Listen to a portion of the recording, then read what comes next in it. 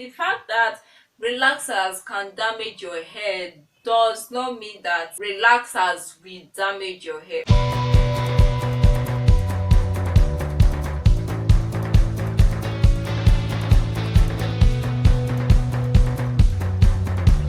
Hey guys, welcome back to my channel. In this video we are going to be talking about how relaxers damage your hair and how to avoid this.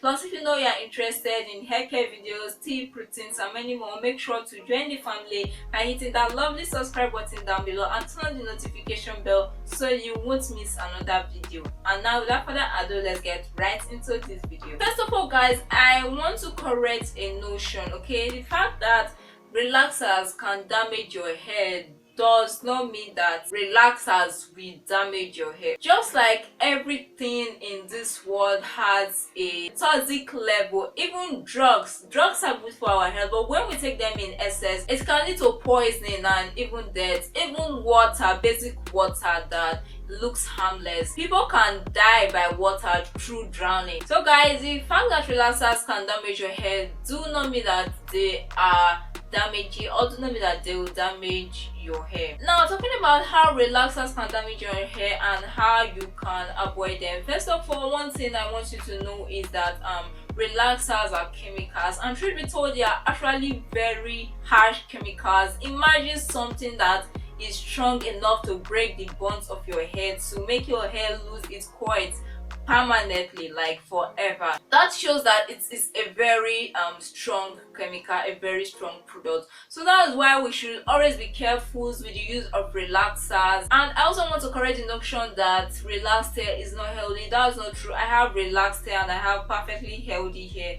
It depends on your use of the hair. Most people don't use relaxers correctly, and that's why they come out with damaged hair, with hair breakage. For example, a natural can transit to being relaxed, and after using relaxers for quite some months, he or she can come out and say her hair was better when she was relaxed, or relaxers damaged her hair.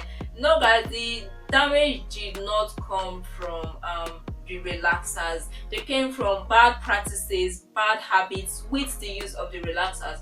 And one of those practices is relaxing your hair too frequently. I see people that relax their hair every 4 weeks, every 6 weeks. This is totally unacceptable guys, because when you do this, you'll be more likely to relax hair that have been relaxed before, that hair that have been previously relaxed, meaning there is going to be overlapping of relaxers. Now imagine a part of the hair whose protein bond has been broken down before. Now imagine reapplying relaxer to that part, meaning there's going to be more protein bonds breakage, and with each repeated cycle this will lead to weaker hair, and before you know what's happening, your hair is breaking, that part of the hair is breaking. And when you continue doing this over a long period of time, before you know it, you have damaged hair. So that's why I usually advise to stretch out your relaxers. My last relaxer stretch was actually 6 months, and presently I'm planning to go on another relaxer stretch longer than 6 months. I think I'm actually about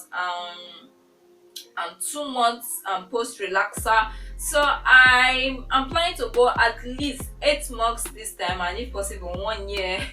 So that's why I actually advise to stretch out your relaxer. The minimum amount of time you should go before you relax your hair to avoid this is going to be for let's say about 10 weeks. But again, it's going to depend on your hair.